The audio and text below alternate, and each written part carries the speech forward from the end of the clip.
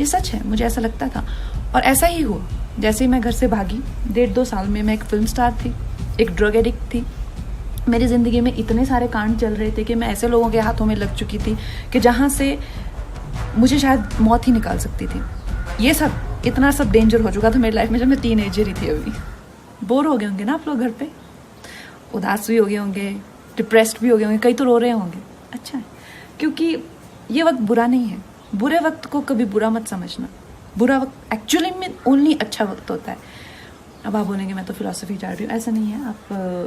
आप जानते हैं कि मैं एक मामूली सी, बहुत सारे कलाकार होते हैं, बहुत सारे लोग होते हैं, पर आप वो लोग खुश ये नहीं कह सकते कॉन्फिडेंस से कि मैं खुश हूँ, जो मैं हूँ वो बन के वो आज इस मुकाम पे खुश हूँ। मैं कॉन्फिडेंस से कह सकती हूँ। एंड ये बहुत बड़ी अचीवमेंट है अपने आप में, किसी भी अवार्ड से, किसी भी पैसे से, किसी भी मुकाम से बहुत बड़ी अचीवमेंट है। और मैं ऐसा कैसे बनी दोस्तों? मैं 15-16 साल की थी जब मैं घर से भाग गई थी।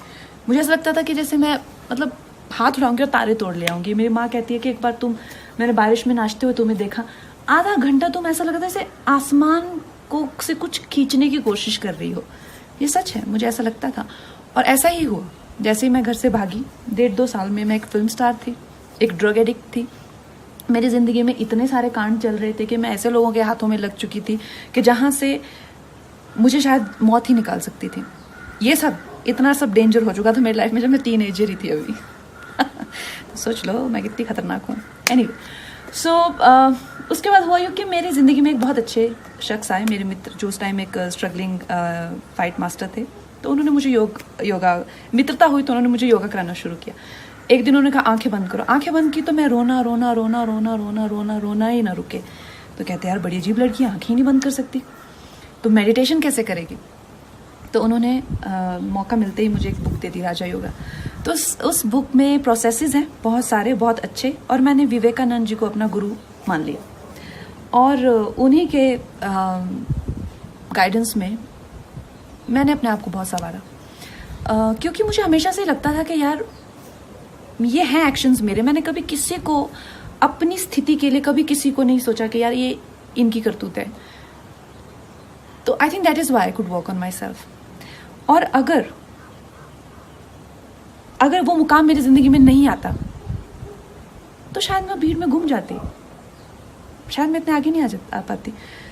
जो मैंने अपनी विल पावर को डेवलप किया है, अपनी इंटेलेक्ट को शार्प किया है, जो मैंने अपने टैलेंट को संवारा है, जिस तरह से मैंने अपनी ज़िंदगी को संवारा, अपनी इमोशनल हेल्थ को रखा हुआ है, जिस तरह से मैंने अपनी फैमिली हेल्थ को रखा हुआ, अपने इन्वायरमेंट को रखा हुआ, ये तो मैं कर ही नहीं पाती। तो ना मुमकिन ही नहीं था मेरे लिए अगर मुझे स्पिरिचुअल गाइडेंस नहीं मिली होती, गुरुओं का आशीर्वाद नहीं मिला होता। तो इस मुकाम की बड़ी अहमियत है। और जो प्रोसेस मैंने किया था, ब्रह्मचर्य का मैंने सहारा लिया था 2-2.5 साल। उस टाइम पे मैंने एक फिल्म की थी फैशन, और मेरी एक बहुत अच्छी मित्र थी अश्विनी देशमुख, आजकल उनसे बात नहीं होती है, पर वो उस टाइम मुंबई मिरर की जर्नलिस्ट थी।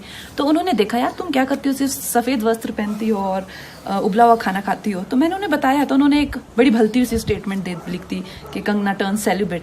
तो ब्रह्मचर्य इज़ नॉट अबाउट सेलिब्रेसी और नॉट जस्ट अबाउट सेलिब्रेसी। ब्रह्मचर्य के बहुत अच्छे प्रोसेसेस होते हैं, और उससे जो है आपकी एनर्जी को अगर आपको बिल्कुल अपने हाथों में लेना हो, अगर आपको अपनी लाइफ की जो गाड़ी की ब्रेक है या क्लच है, सब अपने हाथ में, व्हील अपने हाथ में लेना है, you need to do processes like that. And specially अगर आपके पास ऐसी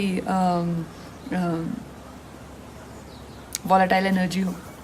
तो दोस्तों कहने का मतलब ये है कि इस वक्त का फ़ायदा उठाइए, बुरा वक्त ही ओनली अच्छा वक्त। और अब 5वें दिन मेरी और रंगोली की एनर्जी भी थोड़ी लो आती जा रही है। क्या कहती हो रंगू? बहुत लो है आज। तो हम इससे ज़्यादा ज्ञान नहीं बांट सकते। कट।